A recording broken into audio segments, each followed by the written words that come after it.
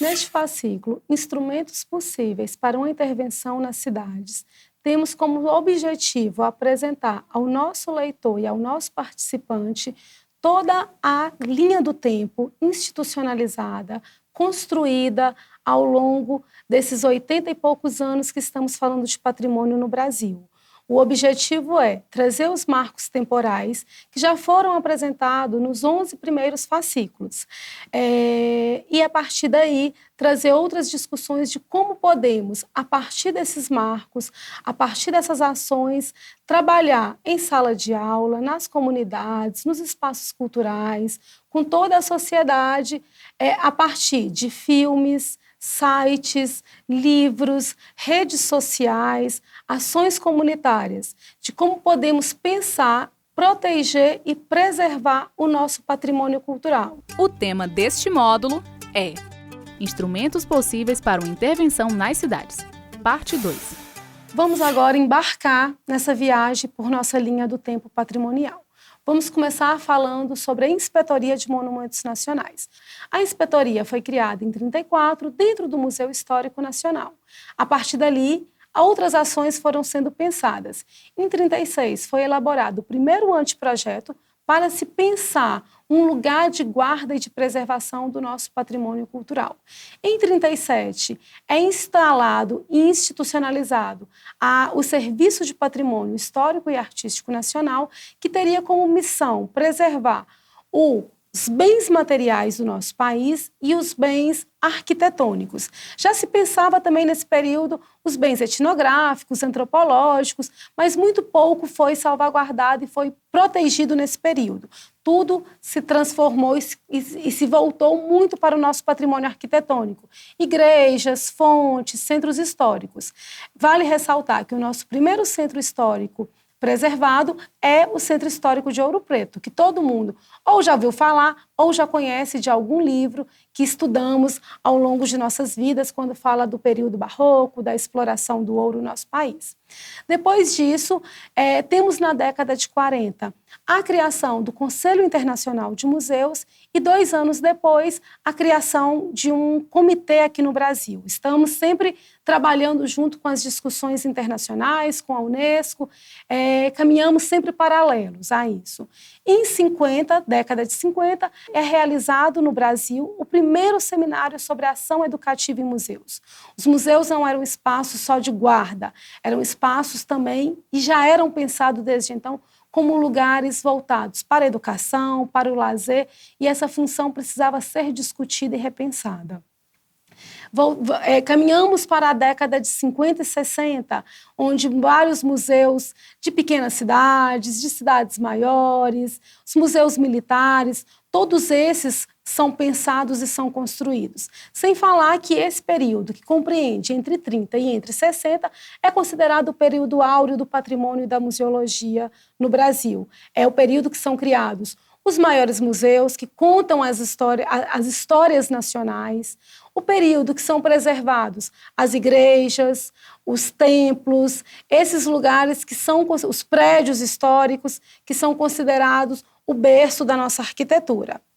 Somente a partir da década de 70 e 80 é que se iniciam as discussões sobre o que é patrimônio, o que é museu, o que são esses lugares de memória, o que esses lugares de memória estão preservando, o que esses lugares estão contando sobre a nossa história. Precisamos trazer isso à tona, né? Precisamos discutir sobre isso.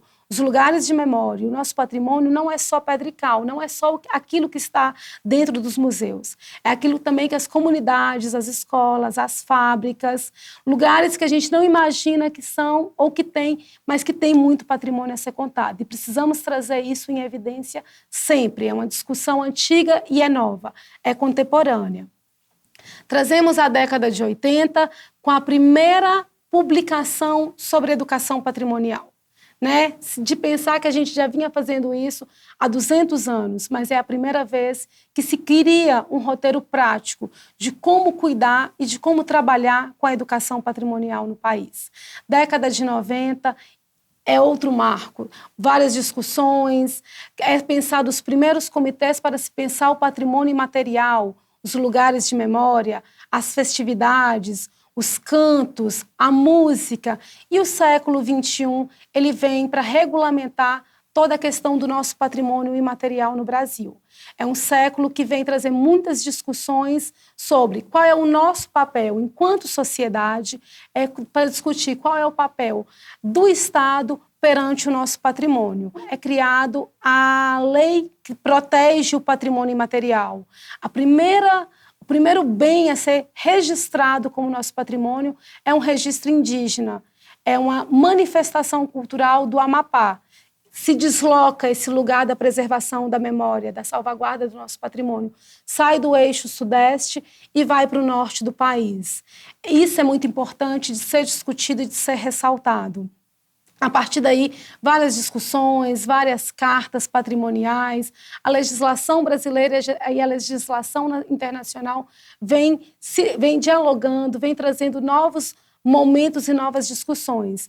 E o século XXI vem as principais políticas nacionais de museus, políticas de preservação do patrimônio imaterial, várias manifestações são preservadas de norte a sul do país. As paneleiras em Goiás, o acarajé na Bahia, as danças do norte, as manifestações religiosas no Ceará, quanto se preservou e como esse lugar de patrimônio ele foi deslocado, ele ganhou um novo olhar.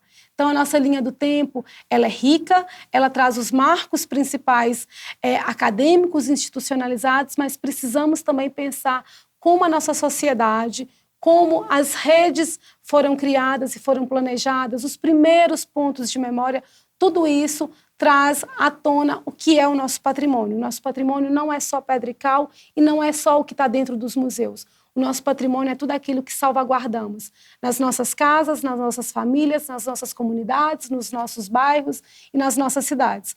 Vamos discutir e conhecer um pouco mais como podemos reconhecer e conhecer o patrimônio dos nossos lugares.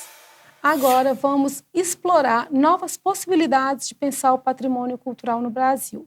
Que tal começarmos por 3 sites, que são os sites institucionalizados, do Instituto Brasileiro de Museus, do Instituto do Patrimônio Histórico e Artístico Nacional e da Política Nacional de Museus, que vai trazer os textos básicos, as primeiras publicações, as primeiras discussões sobre esse campo. Mas não fiquem retidos só neles. A internet é um universo que tem muitos sites, muitas páginas, muitos blogs que podemos explorar. Essas 3 indicações são apenas o pontapé inicial para pensar as discussões. Hoje também vamos indicar lugares nos Instagrams e nas redes sociais, nos Facebooks, nos Twitters, que podemos explorar de forma diferenciada o patrimônio. Pensamos que para a gente explorar o patrimônio, precisamos de sair de casa, ir para um museu, ir para um parque, ir para um sítio arqueológico. Mas hoje as redes sociais desses lugares ou de pessoas que querem disseminar esse conhecimento estão em plena atividade. Que tal entrar no Instagram, entrar no Facebook, entrar em qualquer rede social e digitar as palavras patrimônio, museu, memória e, a partir dali, conhecer outros lugares, outros pensamentos, outros museus, outros parques, outros jardins botânicos que estão preocupados e preservando a memória. Outro ponto que vamos indicar e que não podemos deixar de falar são as redes comunitárias. Como os lugares periféricos, que muitas vezes foram vistos marginalizados até a década de 80, têm histórias e patrimônios a serem contados para a gente. Tem a rede de educadores de museus, tem a rede de museus comunitários, tem o Ecomuseu de Santa Cruz, tem o Parque Nacional do Jalapão, tem o Ecomuseu Amazônico, tem o Museu da Periferia em Brasília, tem os museus da Maré e da Favela no Rio de Janeiro e outras iniciativas no Sul, no Sudeste, no Centro-Oeste, no Norte, no Nordeste. Todos os lugares estamos pensando o nosso patrimônio e estamos, além de estarmos pensando, estamos também repensando. Qual é o lugar do patrimônio? Qual é o lugar da memória? O que estamos preservando nesses lugares? Então, a gente vai vendo, a gente começa a ver, a partir daí, outros olhares, outras ações que talvez não estariam nos museus nacionais, nos espaços oficiais de memória, mas que são espaços que são nossos lugares, são lugares onde nós, cidadãos, nos colocamos como portadores de memórias e como mediadores de memórias. E, portanto, elas são importantes de serem preservadas. E, por fim, vamos indicar filmes. Já imaginou que os filmes também falam sobre patrimônio? Narradores de Javé, Bacurau, Nied, Conhecendo Museus, Uma Noite no Museu, todos eles estão preocupados e trazendo novas formas a gente discutir o que é patrimônio, o que é museu, o que é museologia, o que é memória, o que são lugares de memória, o que é cultura. Porque a cultura não é só aquela que a gente vê na linha do tempo, marcada, institucionalizada e oficializada. A memória e esses lugares de memória é tudo aquilo que vivenciamos na realidade, no cotidiano, nas comunidades. Agora entramos na última parte deste fascículo. Vamos trabalhar um guia prático de exploração do patrimônio cultural. Como vamos fazer isso?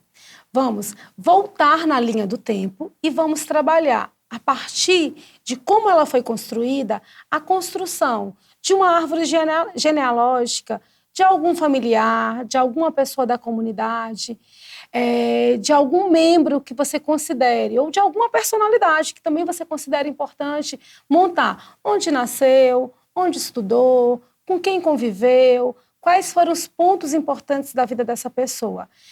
Depois vamos montar uma linha do tempo institucional. Vamos escolher uma escola, uma fábrica, uma associação de amigos, uma rede comunitária, um grupo de capoeira, um grupo de cozinheiras, qualquer que seja o tema, e vamos marcar uma linha do tempo.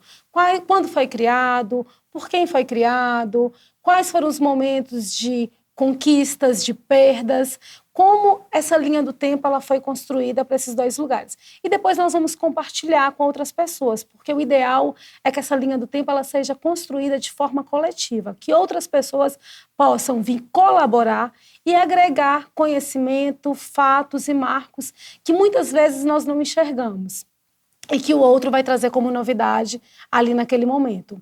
Quando passarmos para o segundo ponto, que são os vídeos, que tal trabalhar com os alunos esses vídeos através de um mapa mental?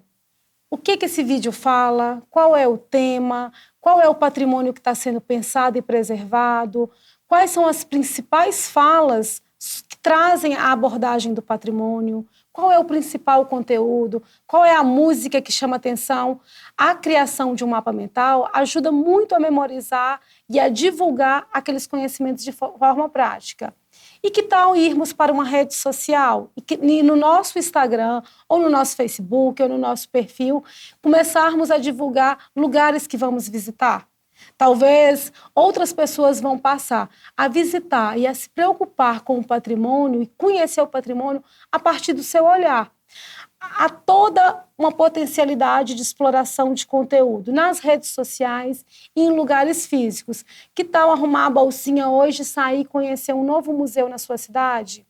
Um novo parque? Isso fica com vocês. A gente só dá o pontapé, só dá as indicações, mas a partir dessas indicações vocês vão descobrir um universo à parte. A partir dali vão talvez despertar para fazer cursos técnicos, para fazer graduações, para fazer pós-graduações, para fazer oficinas, para participar de eventos que tenham como base a discussão do nosso patrimônio. E o patrimônio é tudo que temos no nosso país, é tudo que devemos lutar e cuidar dele, pois todos nós somos mediadores culturais e agentes culturais. Sem a nossa participação, ele não existe. Fica o convite para que você explore, para que você conheça e para que você dissemine o que tem de bom e de cultural nesse país. Contamos com vocês nesse fascículo, contamos com vocês pela preservação do nosso patrimônio cultural.